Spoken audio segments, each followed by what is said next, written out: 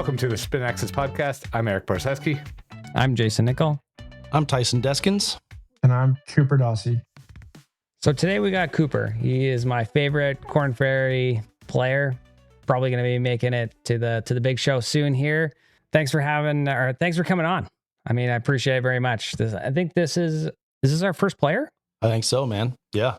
Yeah, absolutely. I love this. Appreciate you, Coop. Yeah, this is great. I love doing stuff like this. Obviously, spent some time with Jayson in Canada and happy to help whenever. Yeah. So tell our listeners. So obviously we're a little bit more like golf coaching, but I mean, I think you as a player is going to bring good eyes or thoughts of like how would someone go ahead and like take their game to the next level. So obviously you've gone through it, right? And you're in the heat of like to become the top professional golfer that you can be. Where'd you start? How was that? Like, how was golf like junior life, like high school into college, and then, you know, the Canadian tour, and then now onto the Korn Ferry? Yeah, so I grew up in a golfing family. My grandparents were officials at the USGA, and they rated golf courses for Golf Digest. And so they got me and my two brothers, Luke and Sam, and to the game very early. And my mom and dad were good players too before they had us. And yeah, so we got into the game early. I was born with like a stuffed animal golf club in my hands, and used to hit plastic balls around the house when I was 2 or 3 years old, and then started playing competitively around 6 years old. My grandparents and my parents did a tremendous job of allowing for Luke, Sam, and I to fall in love with the game. It was never something that we had to do. It felt like always something that we got to do.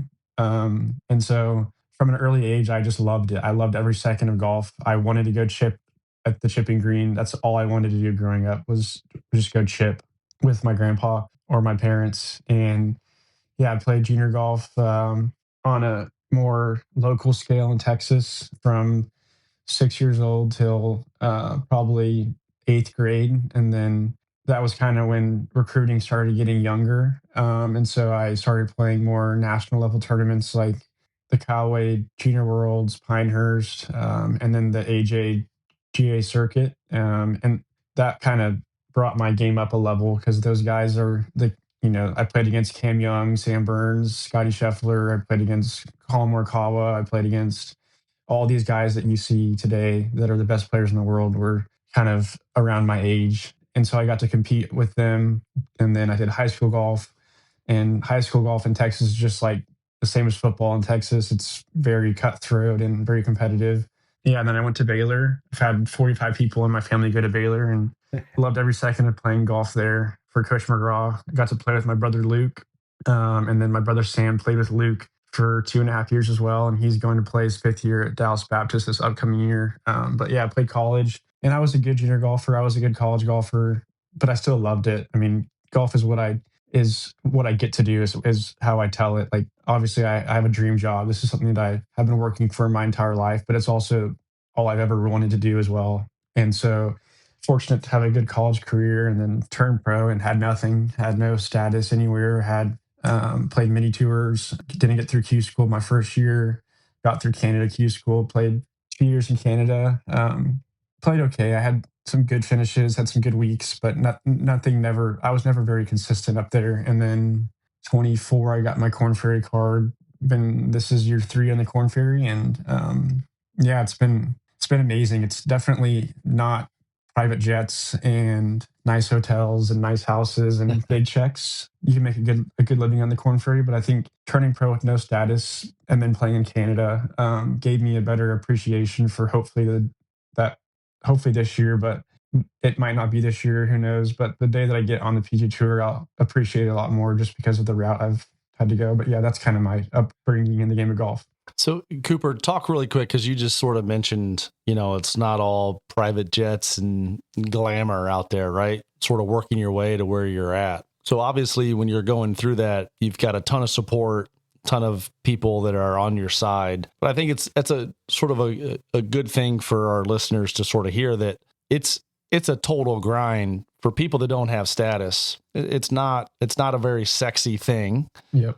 You as just an individual have this deep drive to try to be the best you can and to make it. And And how hard is that when there's no certainty for you as a player? Yeah, it's a great question. I think it just kind of depends on where your heart is, where your posture is with the game. I've always loved competing, whether that's in Alexandria, Louisiana on the All Pro Tour, which is a mini tour, and that place is not the nicest place in the world, or Shinnecock a couple weeks ago. Like, I feel like my competitive nature is the same at those two events. But to answer your question, like, I mean, you're staying with, I mean, there were times where we had three guys in a hotel room that wasn't the nicest hotel room, and you're eating cheap. I would say, like, basically, to explain it easier, like, mini tour golf is literally just gambling. You have no like pathway to any tour. You're just gambling your own money and trying to make money and play 4 days. And so you're playing wherever you can, whenever you can, and you don't get to choose how nice the course is or how nice the town is. You have to play golf. But I'd still, like, for me, like, I still, like I said earlier, like, obviously Shinnecock is a bad example because that's like the top tier level. But when I go to a Corn Ferry event, I treat it the same as I did when I was playing in middle school, high school, college, Vinny Tour, Canada. Like, I crave competition. I crave playing golf tournaments. And although Vinny Tour life is not very nice, it's still a get to. But there are a lot of guys that struggle with that mindset, and I think that's why you see some guys stay there and some guys that move up. Yeah, Cooper, what's your instructional journey been like? Obviously, the instruction that you've received. When did you start getting actual somewhat formal instruction? What's been the progress, especially as you went through college and stuff? And what's it like now? Yeah, I'm not a technical golfer. I'm very like, I would say, creative, in that I'd like to curve the ball, kind of like Bubba. Not that big, but I do like to move it from left to right and right to left. But yeah, so my grandpa got me in the game, and he taught me how to play golf growing up. And then my first swing coach was Coach George Hannon, who used to be the head men's golf coach at Texas. And he was at a course called Spanish Oaks in Austin, and my grandpa took me to him. After him, I went to Bill Moretti in Austin. From Bill, I went to Corey Lundberg, who's now with Altis, but he used to be at UT Golf Club where I grew up, and then he moved to Carlton Woods. So I was with Corey for a while. After Corey, I went to Cameron McCormick in between Corey. Like, I saw Corey before he went to Altis. Then I went to Cam. Then Cam brought Corey on at Altis, and I went to Corey. And then I started seeing Chuck Cook for a little bit, and then I saw Troy Denton for 3 years when I first turned pro. And then now I work with Jordan Sanders, who's an assistant director of golf at my course called Merido. And I grew up playing with Jordan. I'm kind of getting to this, but so I got to see all these awesome coaches. I got to learn more about what works for me, what works for other people, but more importantly, what doesn't work for me. And it was nothing against these instructors as people. It's just I'm as far away from technical as you're going to find. Like, not as far as like Chandler Phillips or somebody like that, but I don't crave the vocabulary that some instructors teach, and that's okay. I just had to figure that out. So I kind of relate it to how I choose a caddy. I guess I've had 20,000 caddies in the last 4.5 years. It's not something that I'm proud of, but Yeah, I'm one of those. yes, you are. But what I found works best for me is family or friend, someone that I can really trust. Sure. And that knows my golf game. And so back to Jordan. Jordan and I grew up playing golf against each other. He was a grade older than me. He played golf at Texas Tech in North Texas and then got the Merido job. And so for the last 5 years, he's kind of learned under some coaches in Dallas. And I kind of finally got to this point where I'm like, I had my brother caddying for me, and I do that because I trust him. And, I've had all these awesome swing coaches, but I don't ever really go and see them. And so I asked Jordan to work with me, and I see Jordan every day now, whether that's instruction or whether that's on-course instruction, whether that's just playing golf together, whether that's just going to the chipping green together. So basically, to answer your question, I think instruction for me is less instruction and more so just playing golf and having fun on the golf course, and trusting individuals that know how I play golf, can kind of rein me in and not necessarily coach me. I'm not somebody that loves like about like being in certain positions, or I just need to figure out how to get the club to the top, how to get the club to the ball. And then a lot of instruction for me over the years has just been club face awareness. And because, like I said, I like to curve it a lot. So it's pretty easy to lose the club face when you like to curve it. Well, Yeah. A lot of players have a list of 3 things or something like that they always check on. Do you have a list of 3 things or 2 things or 4 things or whatever? And if so, what are they? What are the things that you are kind of your touchstones that you always check on? If something's not going right, these are the things you check first. And it's probably one of those things. Yeah, grip. Grip's number one. My right hand can get really weak because when I chip with a really weak right hand. And the chipping's the best part of my game. And so a lot of that kind of bleeds. I chip so much that it bleeds into my full swing. So trying to make sure that my right hand is always kind of strong enough, I guess. And then number 2 would be recently, I have a tendency to take the club out.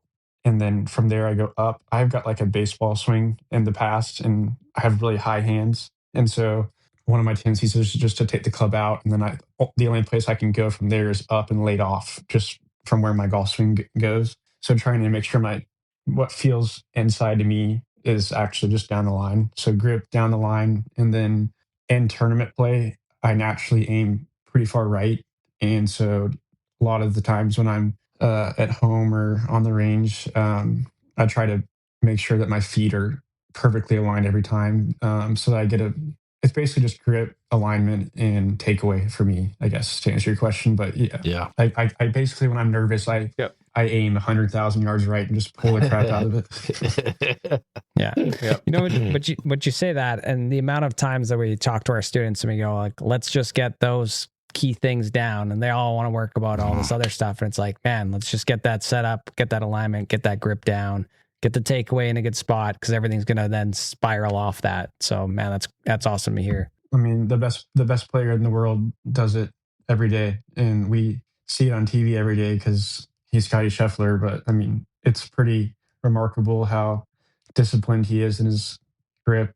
I think that's something that everybody hates, even myself. I would never choose to go to the range and work on my grip, but it's just something that you have to do. That's a requirement. That's not something that is okay not rehearsing. Like you have to be very diligent, and I think Scotty's a perfect example of that. So talking about the range, what's your like your daily, obviously outside tournament play, like daily life look like now? Obviously, congratulations, dad, on top of it. But what's your day look like as a player? Yeah, I'd say since being a dad, it's been more quality over quantity. Not that I was very good at doing that prior, but I would say I like to play golf. I'm not a range rat. I'm not a putting green rat, and I am definitely somebody that is a chipping green rat, because if you put me on a chipping green, I could chip for as long as you asked, and I would do it all day if I could. But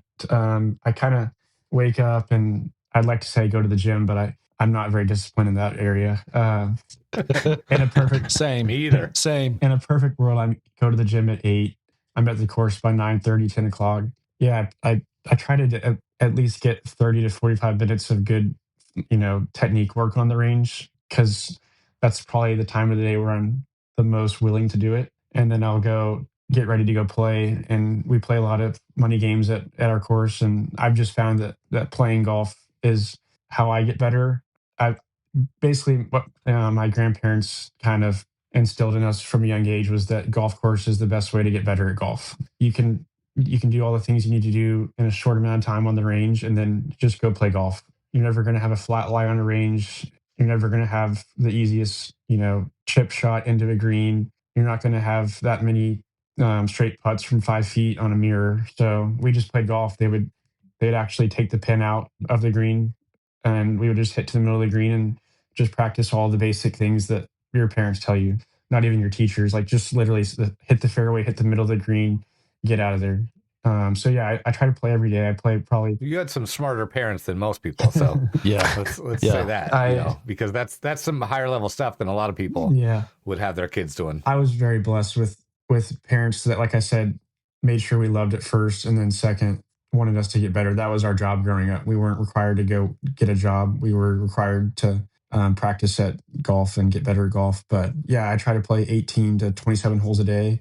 And I try my best after every round to go to the putting green and do my putting work, because putting is where I've struggled in the past. And what I've been doing over the last year has helped me become one of the better putters in the Corn Ferry Tour, which has been a blessing this year. But yeah, I'd say like I do the same thing every single day. I hit balls for 30 to 45 minutes. I work on my grip, my takeaway, and my alignment. I go play, come back, and I putt on a mirror to work on my setup. I putt on a Vizio to work on my stroke, and I do some sort of strokes gained putting drill to where I'm instilling competition in my practice. I just go chip, and my chipping is the farthest thing from technical work you'll ever see. It's literally hitting the stupidest shots just to like get my hands warm to practice crazy shots. I would say every chip I hit is with cut intention, and I'm very steep. I'm long to short, but that's just how I grew up. I never had any instruction on my chipping, and that's just because I love chipping and think I've learned what works best for me around the greens. But yeah, that's kind of what I do on a daily basis. Cooper, I want to go back to when you were talking about your instructional journey. And like, as I'm listening to you, sort of what I was hearing was you value the relationship more than just the instructional piece, right? Relationship is important to you, right? And yes, like one of the things that I will tell a lot of players is I think every coaching relationship has a lifespan, and there's nothing wrong with somebody going and getting information from someone else. Mm-hmm. Once again, they might tell you the same thing that the previous coach told you, but you receive the message differently because they deliver it differently, right? And so, I think it's something really important, I think, for our listeners when they're listening to us as coaches talk. You can get good information, the same information delivered to you in 100 different ways. You got to find which way you receive that message. And once you find a way to receive it, you're probably going to get better as a player. And do you feel like since you've, met up with, I think you said his name was Jordan, right? Yeah. You feel like that has helped you sort of take your game to another level because you're more comfortable, because you like the way he delivers the message? Like, how would you say that? I mean, you hit the nail right on it. I mean, I think coaching is so unique in that, like you said, like I could go to, let me think of, like I could go to Butch Harmon, Yeah. and he could tell me the same thing as Jordan, but it won't come across remotely close for some reason. And I think a lot of it just depends on the golfer itself. Like there are guys that are way, way more technical than me they get the ball in the hole fewer times than I do often. So I think that you just have to figure out who you are first. Yeah. And then you have to figure out what you want. And so for me, what I want is somebody that I can text when I'm on the road. I get immediate response. That's important to me. Communication is important to me. I mean, it sounds dumb, but our families being close is important to me because my dream is to play on the PGA Tour, and hopefully Jordan will be able to go out there with me often. And that's someone that, my wife will be spending time with, and that's important to me. But yeah, I think the relational aspect is kind of what I'm trying to explain that you hit on. Just I found that whether it's a caddy, whether it's an agent, whether it's a coach, I need somebody that I can trust. And that's not always golf. That's, sometimes I'll call Jordan and ask him questions about how to be a dad. Yeah. And so, there's definitely coaches for some guys and there's coaches that are not for some guys. And that's okay, because we play a sport that is so uniquely individualistic that it doesn't require you to go to this one person or go down this one route or chip this certain way or swing this certain, there's that saying to have or make your golf swing your own or whatever it is. Swing your swing. Swing your swing. And it's so true. I mean, I play with guys on, the Corn Ferry Tour that I would tell you from a non-slow motion, their golf swing looks terrible, but they're some of the best players on the Corn Ferry Tour. So yeah, I'd say the relational aspect is something that I was seeking growing up and finally found it with Jordan. Cool. Yeah, that's awesome. I got two questions. One probably shorter than the other, but so for a lot of golfers that have, let's say, a tournament coming up, as a professional golfer, how do you go like prepping like for a tournament week? Like at home? Yeah, like at home or even leading up to the tournament. Like, so in your practice rounds, like how do you go about like thinking about the golf course? Sure. My home weeks are always the same, no matter what I'm preparing for. I play money games Monday and then Wednesday to Saturday. I just think that that's the best way I can simulate preparing for a golf tournament is playing in some sort of game at home while also working on the things in a quick amount of time, whether that's 30 minutes, 45 minutes, that I think are going to help me. So, for example, last week when I played in Denver, the week prior to Denver, the last 2 years, hole 8 is a par 3 that I have historically really struggled at. It's 100 and probably 170 to the front and 210 to the back, and from left to right, the green is probably 10 to 13 yards left to right, and then on either side there's hazard, and it's just like doesn't really fit my eye, and so that wouldn't fit my eye either. yeah, No.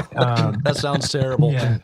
And so basically, for 30 minutes, I tried my best to simulate that shot on the range. And so I had my quad, which had my Texas numbers. And then on my phone, I had my Denver numbers. So I was able to, make sure I had the correct number that I was practicing. And then I just hit that shot a bunch of times. And I hit the green every day last week. And so that was something that benefited me at home. Now, Monday to Wednesday, Mondays, unless it's the first week of a long stretch, I normally take off or get to the course and just play 9, like no practice, just hit balls, get warmed up and go play 9. It's normally my day to like, if I want to tinker with something, or basically I'm just trying to get the green speeds on the course and then get out of there, because we play a lot of golf and you can get really tired.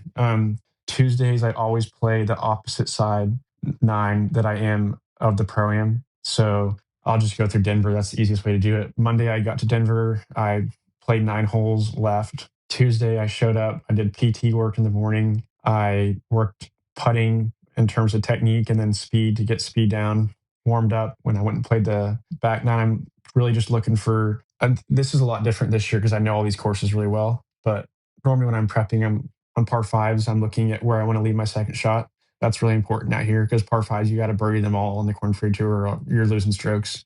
Off the tee, I'm looking what's the widest point of the fairway that I can get my ball into. And I don't hit it super long. I would say I pride myself in fairways hit. That's a stat that I try to get better at this year, and I'm top 5 in it right now. And that's really helped me like make great strides in my golf game. Cause in my opinion, I don't think distance matters as much as being in the fairway.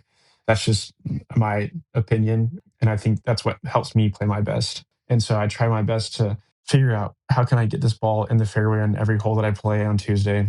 Yeah, just looking around the greens. And then after the round, I'll go practice short game. Or if there was anything I was struggling with that 9 holes, I'll go work on that on the range.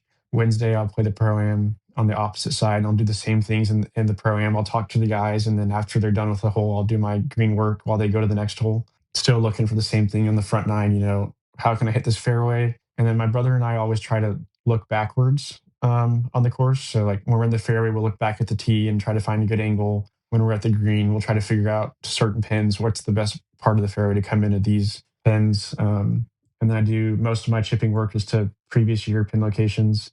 Same with putting work. But after that, I always leave the golf course after the Pro-Am, after I eat, because for me, rest is really important. That's kind of that's probably a good explanation of what every week looks like for me. Okay. Awesome. The next question I have for you is just, what's the coolest part of your golf career right now? Like what's been you're just like, oh my God, I can't believe that happened. I think the easiest answer would be, I'll give you 3 answers. Getting my Corn Ferry card was pretty emotional. I think people don't really understand how hard it is to get on the Corn Ferry Tour.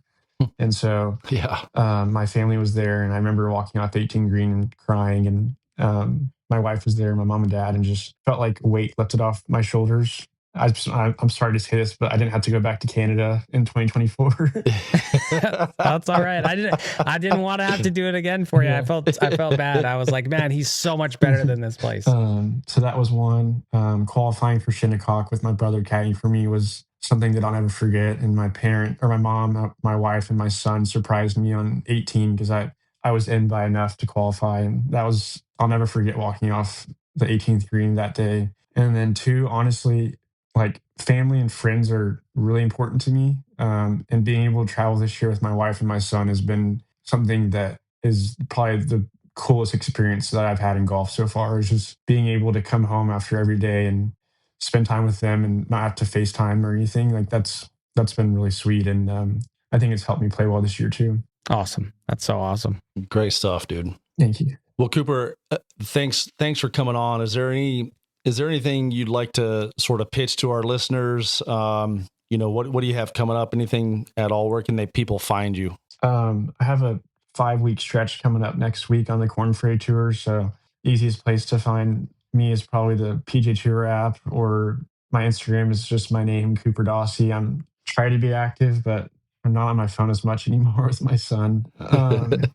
But no, I think what y'all are doing is awesome. I think golf instruction is so unique, and I think golf instruction is also, people think that you'll go see a golf instructor and you'll just automatically get better. And I think that it takes time, and it takes time getting to know the instructor. It takes time getting to learn your golf game through instruction. And patience is very much a virtue when it comes to golf, but even more so when you're working on your golf swing. But I think it's the most important thing about golf is owning your fundamentals. And if you see the best player in the world doing that on TV every morning, then you probably should do that as well. And I admire y'all's love for the game, because I think golf instructors have more love than us players. And I would never be able to teach golf because I don't know anything about the golf swing.